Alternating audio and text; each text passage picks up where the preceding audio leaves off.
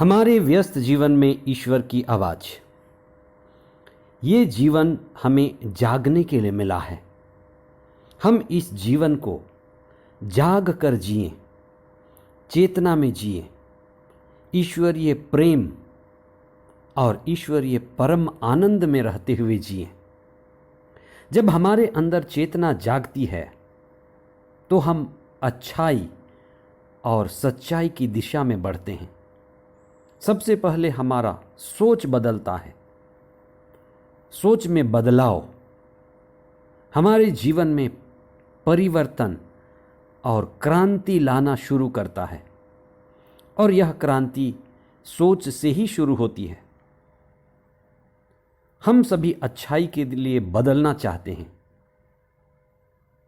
घर के लोगों को बदलना चाहते हैं, जीवन में क्रांति लाना चाहते हैं, पड़ोसी, परिवेश सभी को बदलना चाहते हैं।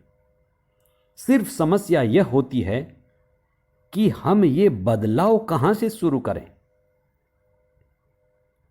हम बाहर देखते हैं और बाहर देखते देखते हम स्वयं को भूल जाते हैं और स्वयं को नहीं देख पाते हैं। प्रभु के वचन को पढ़ने से पता चलता है कि बदलाव का पहला कदम स्वयं की ओर है।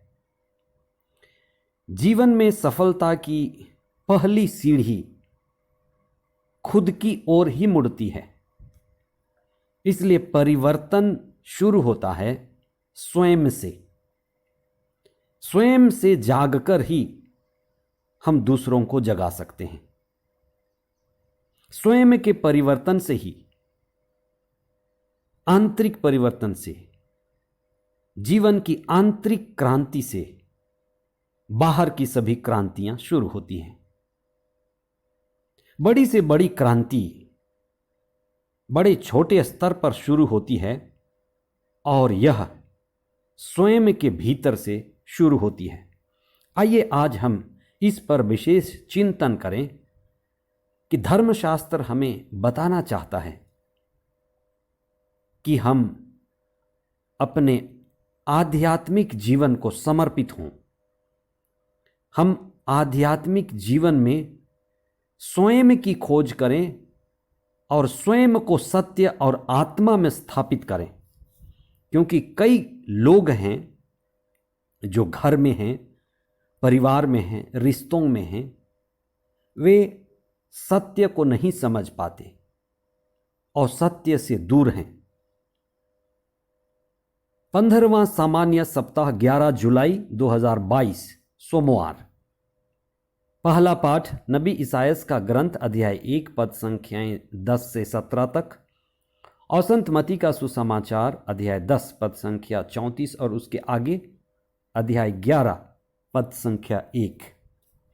आज के सुसमाचार में एक बड़ी क्रांति, आंतरिक क्रांति, आध्यात्मिक क्रांति का संदेश दिया गया है।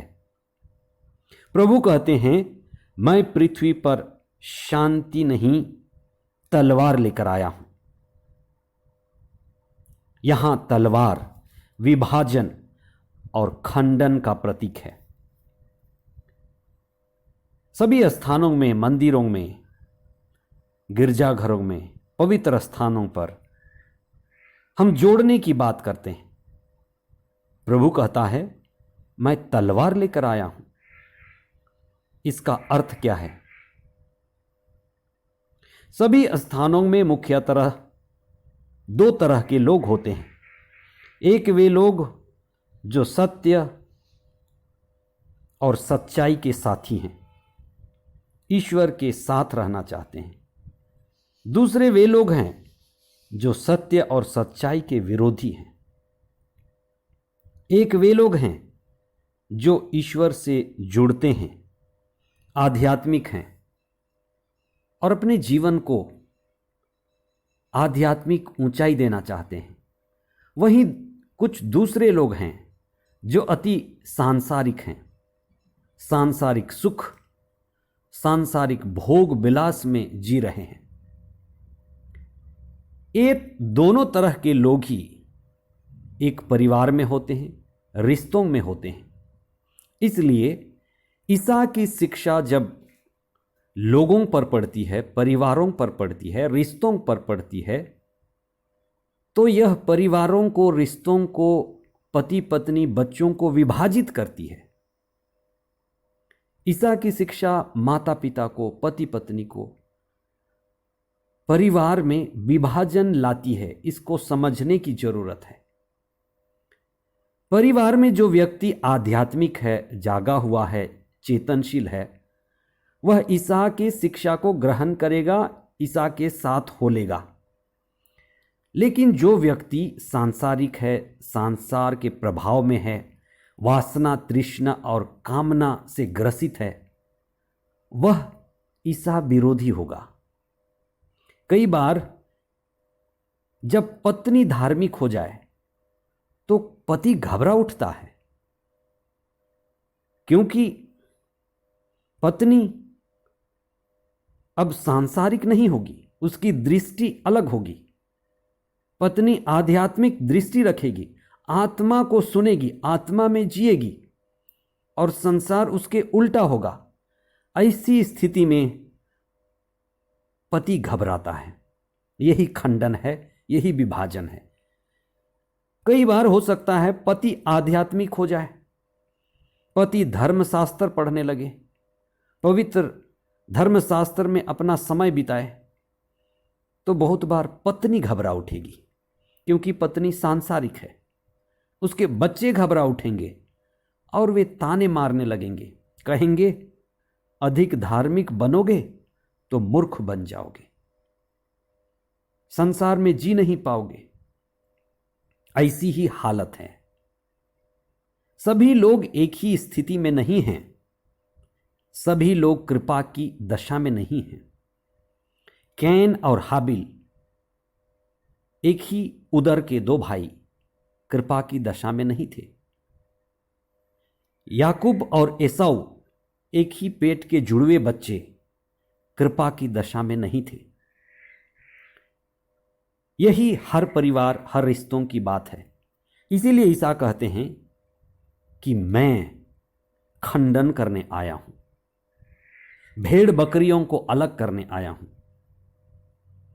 इसी तरह का ईसा समर्थक और ईसा विरोधी लोग हर घर में, हर समुदाय में, हर रिश्तों में एक साथ जी रहे हैं। इसीलिए सबसे जरूरी है कि हम खुद को देखें कि हम कृपा की दिशा में हैं,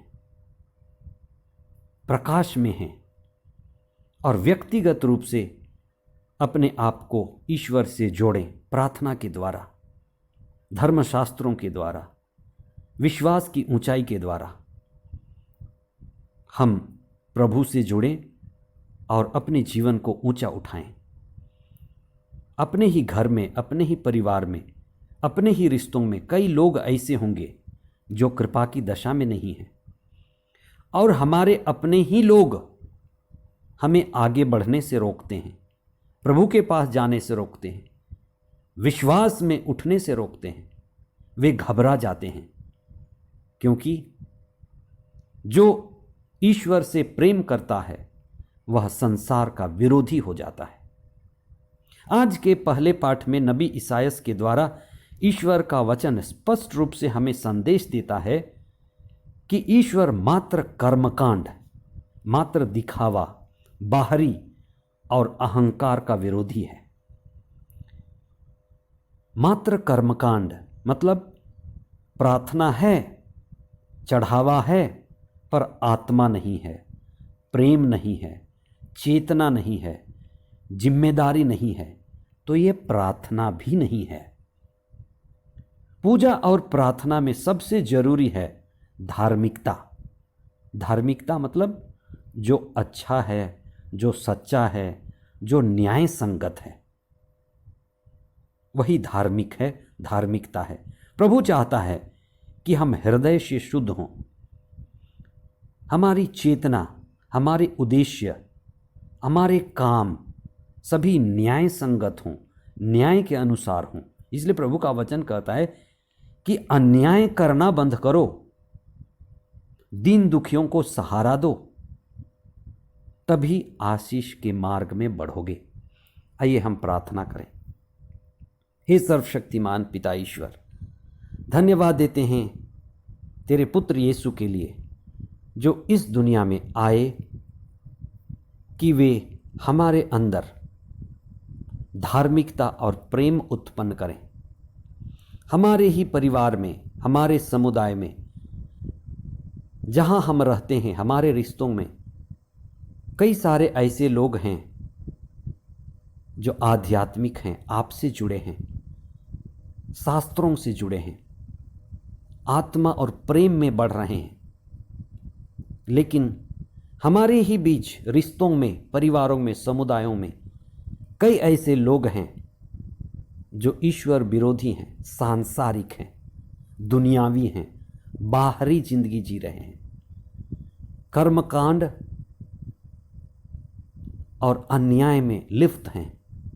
हमें सद्बुद्धि और विवेक प्रदान कीजिए कि हम खुद के अंदर जाएं, अपनी लड़ाई लड़ें, हर किसी को अपनी लड़ाई लड़ने के लिए शक्ति मिले, सामर्थ्य मिले। पति पत्नी के बीच, माता पिता और बच्चों के बीच जो भी ईश्वर विरोधी तत्व हैं, ईश्वर विरोधी बातें हैं, अंधविश्वास, अल्पविश्वास या सांसारिकता या भोगवाद है, उसको समझने, उससे ऊपर उठने और आपकी आत्मा और प्रज्ञा में जुड़ने के लिए हमें शक्ति दीजिए। हे प्रभु, आपका प्रकाश हमें प्रकाशित करे और आपकी आत्मा के द्वारा हम आनंदित होकर आध्यात्मिक ऊंचाई की ओर बढ़ें। ये प्रार्थना हम करते हैं हमारे प्रभु ख्रिस्त के द्वारा। आमीन।